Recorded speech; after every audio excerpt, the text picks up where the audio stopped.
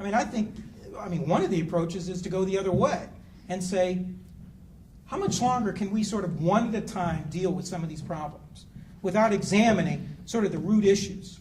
We can firefight, and firefighting is essential. And we're not saying that you should give up firefighting, that you should give up working on those immediate issues. But shouldn't you spend, and is it not worthy of spending even 10% of your time, or 10% of your argument, or 10% of your print space, as you're talking about, say, single-payer universal health care? Okay, just take that as an example, to show how that's connected to the fact that corporations are in the position to decide, to make the fundamental issue of how much health care we will have and who, it's not we and our doctors that's making the decisions, it's the healthcare corporations doing it. So that's the way to approach, I think, these groups that are siloed. And I think that's sort of the challenge, is so many of us have this silo mentality of where we have got, we know cold the issues around joblessness or health care or the wars and occupations or you fill in the blank. You fill in the blank. We know that stuff down. But making the connections and seeing these larger issues, I think the entry point is by suggesting sort of a little slice. So as we try to do with POCLAD, to say, take 10% of that, and would you be willing to sort of make the link, same with monetary issues?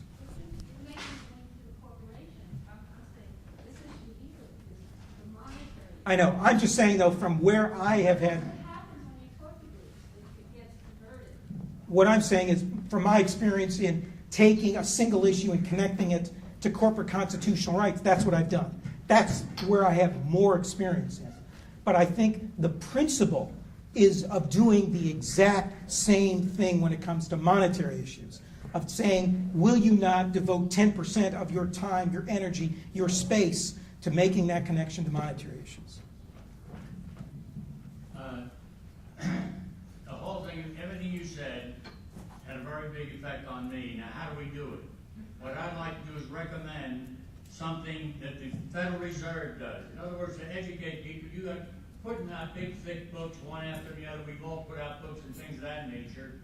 Why don't we take a lesson from the Federal Reserve? How many of you have ever ordered documents from the Federal Reserve? If not, get online. They got 16 books that they'll give you 35 copies each for free. And it tells you exactly how great they are, why they do the things they do. And you understand every page they're on without any problem whatsoever. Do you know why? They're comic books! And I'm quoting, I got pictures right here. For example, if we understood the purpose of money, I'm looking at one right now. They got an article on why we have money, to avoid the bartering system. And it says, right, you can't avoid, you have to have a bartering system because if we didn't have money, we'd have to exchange. If you wanted to buy some meat, or if we wanted to come here, we'd have to bring something to bartering. They got a beautiful book on why you have to have money. And so what's your question? No, I'm going to ask you, why don't we, when we put out articles trying to educate the people, which is what you're saying we have to do, we have to educate them. I'm just making a recommendation. We got to stop thinking about putting out another book, another book, another book, until we get to the point when we put something out, it's so simple that any 12-year-old can understand it. And our problem is we're not getting our message out because nobody's going to read the books. When they read them, they're not sure they understood what's in them. Let's put out comic books. Yeah. Well, I think it's a good point. I mean, certainly figuring out a way to, as people in Central and South America have done, in developing efforts to popularize material. What's that? In fact, the whole field of popular education is a notion of taking an issue and starting with where people are, using their base of experience as the beginning point, and then from there connecting to larger issues that to them seem more abstract. It's a challenge because we come from a culture in which education is just the opposite. It's top down. It starts from the premise that we're empty vessels and that we as students know zero, and teachers, their job is to fill up those empty vessels. It's not to begin with a nurturing or a reinforcement of what people know. So part of our challenge, you're absolutely right, sir, is to figure out how to take this stuff, that which has already been produced. I mean, to a certain extent, that whole book, you look at the first 10 pages, this is a really fine summation. If we could just get this document, the first 10 pages of it, in the hands of folks and working with them to discuss, to go, it's got to be more than just sending them a DVD or giving them a book or making it accessible online. That's important. It's not either or. In a sense, it's both. There's room for both. And you're exactly right. The Federal Reserve, just in Cleveland, where one of the Federal Reserve banks are located, the other day they had a big article in the paper about how proud they were that they sponsored this whole-day seminar for kids to help them understand economic literacy.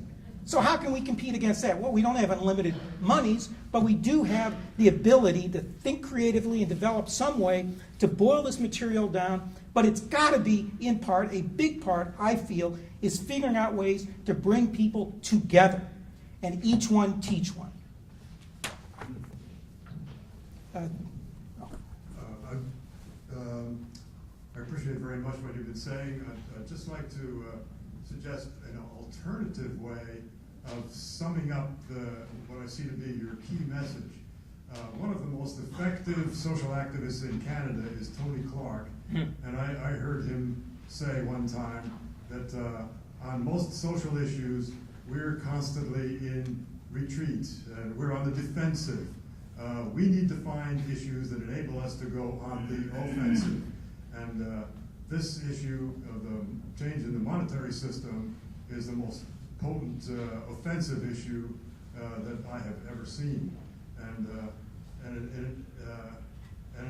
it seems to me it's necessary for us to make use of the commitments of social justice organizations that have been working on a wide variety of the issues that you mentioned, poverty and pollution and on and on, and get a coalition of these groups to push for monetary policy change is one of the things that they work for, and along with labor unions and so on. And I've been trying to get this idea across in Canada without much success, but it seems to me we need to work on this strategy. A number of years ago, there were some people who were inspired by the Zapatistas in Mexico and the effort to stop the WTO, including in Seattle. And they got together and produced this tremendous visual and print work called We Are Everywhere. Google it. You'll find both information about this incredible little booklet, very pictorial. It has a tremendous timeline. And what it describes is this worldwide movement that, while the issues may be very different and on the surface seemingly not all that connected, the undergirding or overarching, depending on whatever metaphor you want to use, connection between them all is that people are resisting and people are creating around issues of self-rule, self-governance, the right to decide. That people feel that existing institutions across the board, whether it's this party, this hemisphere, that hemisphere, or whatever issue it is, that they are not in an authentic position to decide. And that needs to be what it's all about. That people have a right to make decisions that affect their lives, their communities, their natural world. And to me, monetary issues, the lack of having the fundamental right to decide how much money is going to be created, where it's going to go, for what purposes it's going to serve, is maybe the most intrinsic and the most core democratic or self-governance issue of all, and fits right into this worldwide movement for liberation, for democracy. So that's part of the colonization. We can't think of, we're more silo-ish. No. This is part of a global movement where people are both resisting being controlled by nation states, dictators, and transnational corporations, number one, and also a global movement. I mean, I was at the U.S. Social Forum just a couple of months ago in Detroit, And there were like 20,000 people, most of whom, or a majority of whom, were young people. And a better part of whom were focused on not so much resisting the negative, the evil, big bad corporations and governments, but were focused on creating alternatives in everything. And that's, again, the flip side, the other side of the coin of lack of self-rule, of people wanting to create and have their own fingerprints on institutions, on groups, around food, on energy, on housing, on everything. So that's where we are. That's how we need to think of ourselves as part of this global movement for self-governance, for real, authentic self-rule.